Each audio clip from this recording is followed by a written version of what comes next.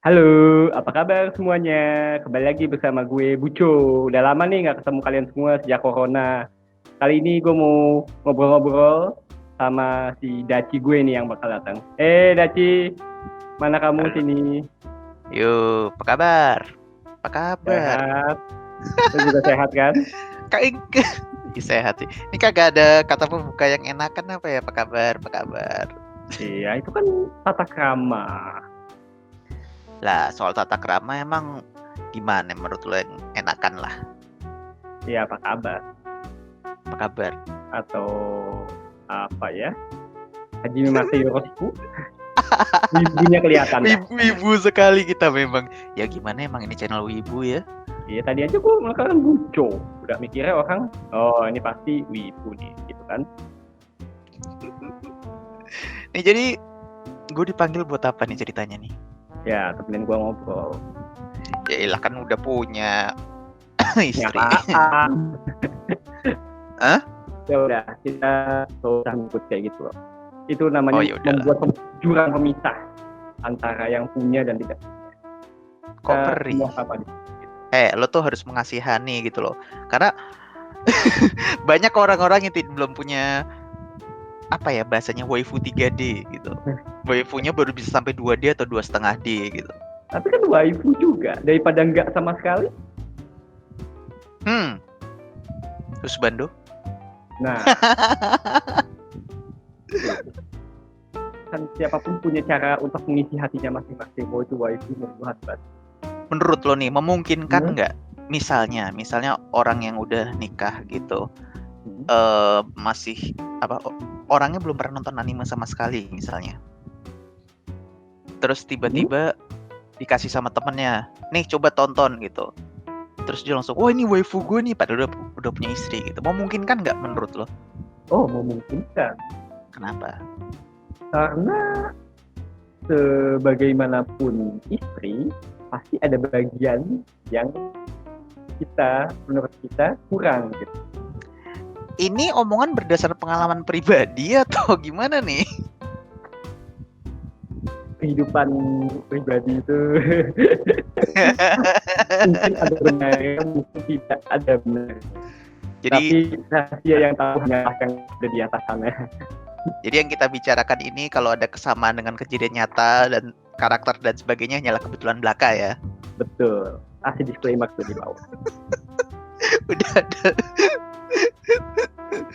Takut kena ya. Ya oke lah. Ada yang menguping juga bahaya. Ini bahaya. Tapi kan enak gitu, jangan bahaya. Nggak, jadi waifu-nya sendiri tuh sebetulnya gini loh. Lebih kayak berarti kayak penopang jiwa. Gimana ya? Bahasanya enaknya gimana tuh? Penopang jiwa apa? Sandaran hati. Atau Mirip-mirip kayak idol, enggak? Kalau idol belum tentu mereka ingat kita. Kalau waifu saya seolah-olah hanya kita. Tapi itu bukannya lebih kayak bukan halusinasi sih, terlalu kasar sih kalau halusinasi. Apa ya? Gue berusaha menggunakan bahasa yang agak halus sih. Ya. Apa ya bahasanya? Maksudnya kalau lu bilang waifu itu ingat kita gitu. Konteksnya deh. Gue bingung. Kan kalau orang asli kan ingat sama kita. Kalau waifu 3D itu ingat sama kita misalnya nelpon. Udah makan belum gitu. Udah mandi belum gitu. Malam ini mau makan apa? Mau makan nasi atau mau makan aku? Ya tapi kalau waifu 2D itu gimana gitu loh. Ya. Karena kalau waifu 2D kan memang pada dasarnya biasanya dalam saat dia lagi ngomongin sesuatu yang menyentuh hati kita itu, dalam sorotan misalnya dalam episode animenya itu seolah-olah dia natap ke kita, jadi seolah-olah dia kayak ngomong itu ke kita. Penjiwaan karakter gitu ya. Betul. Kayak misalnya inget Rem dari ReZero. Iya. Seperti episode yang dimana Rem menyatakan cintanya kepada Subaru. Dari segala hal apapun yang dilakukan Subaru itu kan dilihat dari sudut dilihat dari rem dari satu tempat, tapi kita sebagai penonton tuh kayak ada di pandangan visionnya di Subaru-nya. Jadi seolah-olah kayak rem itu ngomong ke kita. Kayak penempatan diri sendiri ke MC ya. Dan dengan kata-katanya itu jadi seolah-olah rem itu kayak ngomong ke kita. Makanya episode V0 itu dan saat itulah juga rem menjadi waifu paling populer tahun. Tapi posisi rem sebagai waifu kan sudah diremkan gitu loh, sudah diremkan. Buktinya ketika kalau gue nggak salah ingat ya, penutupan season 1 ya atau season 2. Season 1 ditutup dengan di poin tertentu gitu loh. Karena lewat poin tertentu rem itu direm. Semuanya berubah haluan langsung jadi kayak Emilia. Tapi mungkin ada benernya sih, karena walaupun udah lewat di season 2 udah ada ya. Apa maksudnya dia udah nggak ada ya? Ya, tapi itu spoiler sih. Tapi ya anggap aja. Ya biarin aja. Ini kan kita bebas spoiler. Resiko sendiri. Resiko ambil sendiri. Nggak, maksudnya di episode 2 sekalipun kalau gue perhatiin masih ada orang-orang yang setia dengan rem walaupun karakter itu udah nggak ada gitu loh. Iya benar. Nah itu maksudnya karena sifatnya dia gimana, atau sifatnya dia yang lebih bagus daripada karakter yang lain atau gimana gitu loh. Karena impactnya sudah kuat duluan di awal. Di awal Emilia dan Rem mungkin masih perbedaan jaraknya belum jauh. Tapi begitu di episode V0 di episode Rem itu posisinya langsung meningkat jauh sebagai waifu. Nah, tapi meskipun dia sudah diremkan, posisinya dia tetap bukan berarti bakal menurun. Memang Emilia dapat konteks karakter yang lebih jauh, tapi bukan berarti dia langsung bisa membalap Rem. Pasti masih ada segelintir orang yang tetap setia pada Rem. Justru kalau menurut gue sih justru karena dia sudah tidak ada, imajinasi penonton jadi lebih bebas gitu loh, karena sudah tidak ada kerangka yang menghambat untuk imajinasi kemana-mana gitu loh. Misalkan kan kalau karakter lain kan masih hidup, jadi what if-nya tuh lebih terbatas daripada karakter sudah mati gitu. Oh nggak mati sih technically, tapi yaudahlah. Ya. Kayak gitu, apa ya maksudnya bisa dibilang kayak gitu atau gimana? Ya itu juga bisa. Jadi kayak remnya sudah hilang, ya udah kalau gitu Subaru sama Emily aja biar remnya buat gue. Kan ada yang berpendapat kayak gitu. Ada. Jadi kayak gitu. Jadi dalam skenario waifu pun bisa win-win dalam artian win-win solution. Misalnya kebetulan si tokoh utama dalam anime itu milihnya bukan waifu, bukan cewek terfavorit kita, tapi dalam artian itu bagus. Oh biarin aja dia jadian sama itu biar dia pemenangnya di hati gua. Delusinya agak tinggi di sini, tapi ya begitulah permainan waifu ini. Bukan ilusinya agak tinggi lagi. Ini udah jatuhnya udah halu, Pak. Kosakata baru tuh kalau gue nggak salah ingat halu. Halusinasi, halu. Sampai sekarang gue belum tahu awal mula halu itu dari mana. Ya itu, halusinasi. Ya, tapi siapa yang membuat jadi ngetrend di haluin itu? Gue belum tahu dari mana siapa. Sebetulnya kalau lo mau iseng tren pemotongan bahasa tuh banyak terjadi sih, maksudnya biasanya di anak muda tuh banyak terjadi, tapi itulah nanti aja itu lain kali. Kali kita bahas waifu dulu. Itu pas panjang soalnya, itu panjang, di Jepang sendiri ada, tapi itu panjang, nanti aja lain kali.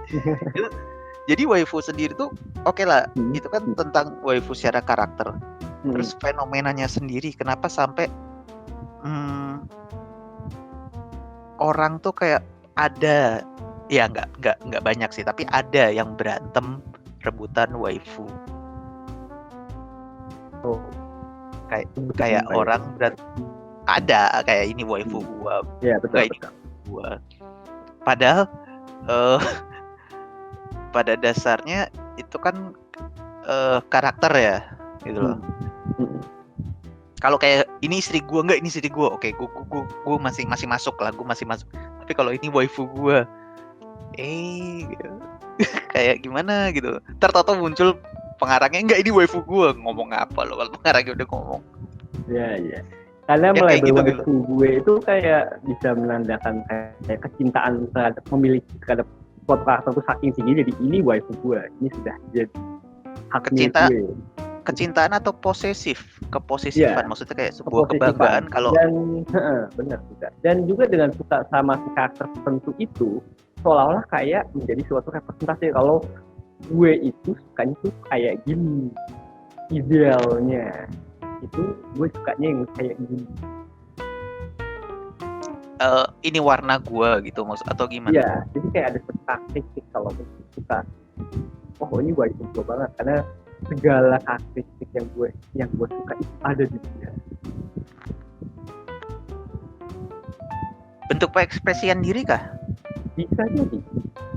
Memang misalnya kayak dia tuh ini banget, dia tuh kudere banget, dan itu sangat gue banget tuh. Sorry, bukan, bisa dibilang bentuk pengekspresian atau bentuk impian? Impian, ya ini emang luas sih kalau waifu ini ya. Waifu ini menurut gue bisa kayak campuran antara impian, Macam ya. Impian, idealisme, konsep, gitu. Range-nya luas sih, tapi kayak semacam suatu representasi dari tipe karakter ya, sangat membentuk ideal dari orang. Tapi waifu sendiri tuh justru menurut lo menarik karena tidak bisa dicapai, tidak attainable gitu loh.